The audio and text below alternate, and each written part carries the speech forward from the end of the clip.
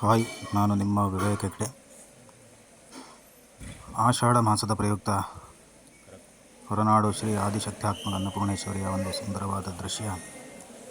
ಆಷಾಢ ಮಾಸ ಪ್ರಾರಂಭ ಆದ್ದರಿಂದ ಆಷಾಢ ಮಾಸ ಹಿಂದಿನ ದಿನ ಅಲಂಕಾರ ಮಾಡಿರುತ್ತಿರುವಂತಹ ಸುಂದರವಾದಂತಹ ನೋಟ.